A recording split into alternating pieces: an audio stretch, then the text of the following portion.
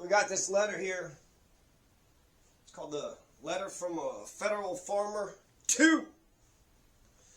So this is the sequel, but it's October 9th. So October 9th, 1787. We're sitting there writing, we're all talking about the Constitution, you know, they're trying to consolidate the government, they're going to throw away the Articles of Confederation. We fought a damn revolution for the Articles of Confederation. What the hell are they talking about?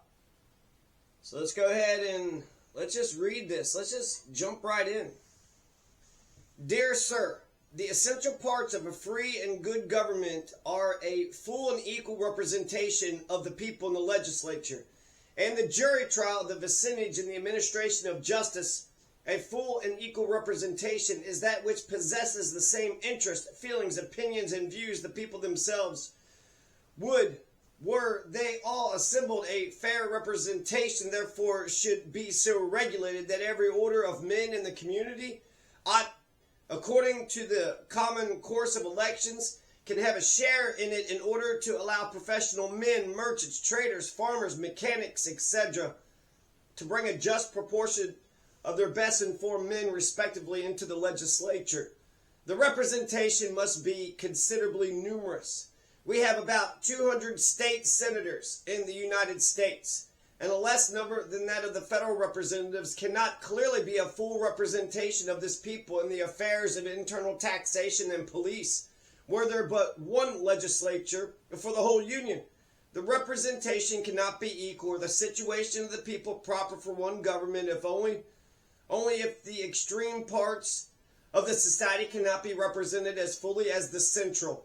It is apparently impracticable that this should be the case in this extensive country. It would be impossible to collect a representation of the parts of the country 500, 600, and 700 miles from the seat of government.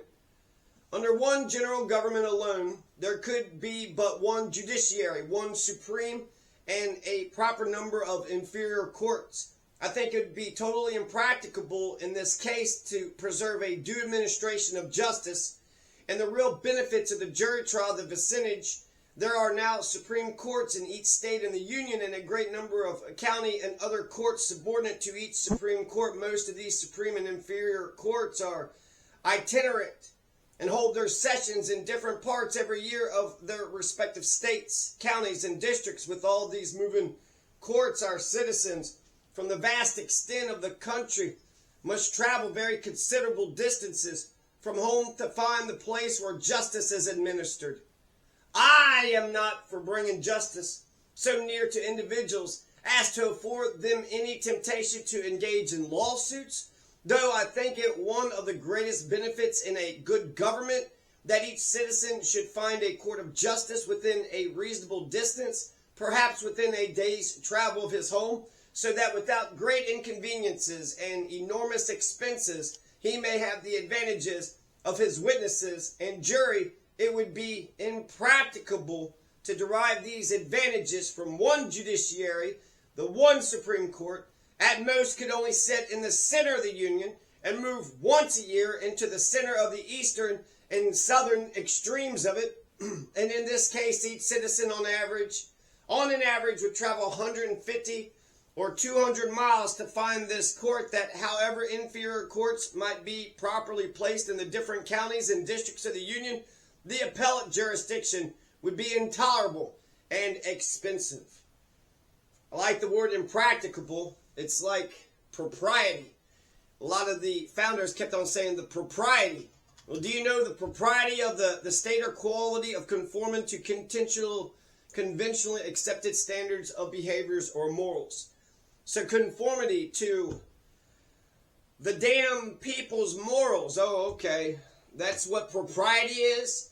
Propriety just has that, you know, that strong sound like inappropriate or practicable. So 200 miles, huh? If it were possible to consolidate the states and preserve the features of a free government, still it is evident that the middle states, the parts of the Union about the seat of government, would enjoy great advantages, while the remote states would experience the many inconveniences of remote provinces. Wealth, offices, and the benefits of government would collect in the center, and the extreme states and their principal towns become much less important. There are other considerations which tend to prove that the idea of one consolidated whole on free principles is ill-founded. The laws of a free government rest on the confidence of the people and operate gently and can never extend their influence very far if they're executed on free principles about the center, where the benefits of the government induce the people to support it voluntarily, yet they must be executed on the principles of fear and force in the extremes. This has been the case with every extensive republic of which we have any accurate account. There are certain unalienable and fundamental rights which, in forming the social compact, ought to be explicitly ascertained and fixed. A free and enlightened people in forming this compact will not resign all of their rights to those who govern, and they will fix limits to their legislators and rulers, which will soon be plainly seen by those who are governed as well as by those who govern. Those who are governed as well as by those who govern, and the latter will know they cannot be passed unperceived by the former without giving a general alarm. These rights should be made the basis of every constitution, and if a people be so situated or have such different opinions that they cannot agree in ascertaining and fixing them, it's a very strong argument against their attempting to form one entire society, to live under one system of laws only. I confess I never thought the people of these states differed essentially in these respects. They have been derived all these rights from one common source, the British systems, and having in the formation of their state constitutions discovered that their ideas relative to these rights are very similar. However, it is now said that the states differ so essentially in these respects, and even in the important article of the jury, of the trial by jury, that when assembled in convention, they can agree to no words by which to establish that trial by jury, or by which to ascertain and establish many other of these rights as fundamental articles in the social compact. If so, we proceed to consolidate the states on no solid basis whatever. But I do not pay much regard to the reasons given for not bottoming the new Constitution on a better Bill of Rights. I still believe a complete Federal Bill of Rights to be very practicable. Nevertheless, I acknowledge the proceedings of the convention furnish my mind with many new and strong reasons against a complete consolidation of the states. They tend to convince me that it cannot be carried with propriety very far, that the convention have gone much farther in one respect than they found it practicable to go in another. That is, they propose to lodge in the general government very extensive powers nearly, if not altogether, complete and unlimited over the purse and the sword. But in its organization, they furnish the strongest proof that the proper limbs or parts of a government to support and execute those powers on proper principles, or in which they can be safely lodged, cannot be formed. These powers must be lodged somewhere in every society, but then they should be lodged where the strength and guardians of the people are collected.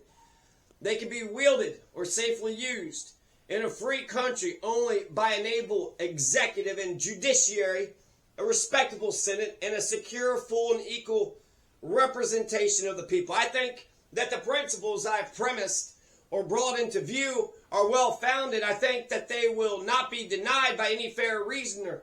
It is in connection with these and other solid principles we are to examine the Constitution. It is not a few democratic phrases or a few well-formed features that will prove its merits, or a few small omissions that will produce its rejection among men of sense. They will inquire what are the essential powers in a community, and what are nominal ones, where and how the essential powers shall be lodged to secure government and to secure true liberty. In examining the proposed Constitution carefully, we must clearly perceive an unnatural separation of these powers from the substantial representation of the people. The state governments will exist with all their governors, senators, representatives, officers, and expenses, and these will be 19/20ths of the representatives of the people. They will have a near connection in their members in immediate intercourse with the people, and the probability is that the state governments will possess the confidence of the people and be considered generally as their immediate guardians.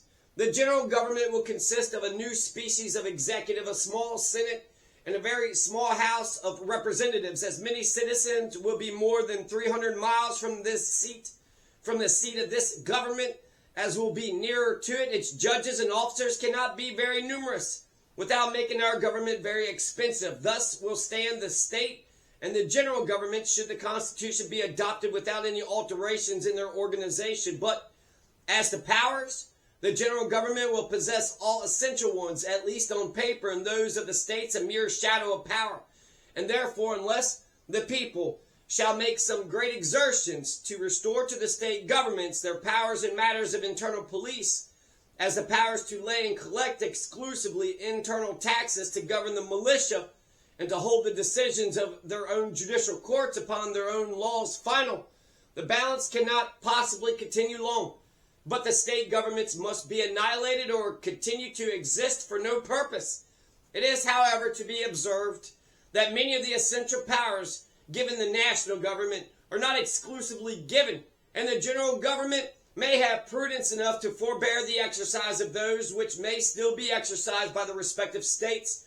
But this cannot justify the impropriety of given powers, the exercise of which prudent men will not attempt, and imprudent men will, or probably can, exercise only in a manner destructive of free government. The general government, organized as it is, may be adequate to many valuable objects and be able to carry its laws into execution on proper principles in several cases, but I think its warmest friends will not contend that it could carry all the powers proposed to be lodged in it into effect without calling to its aid a military force, which must very soon destroy all elective governments in the country, produce anarchy, or establish despotism.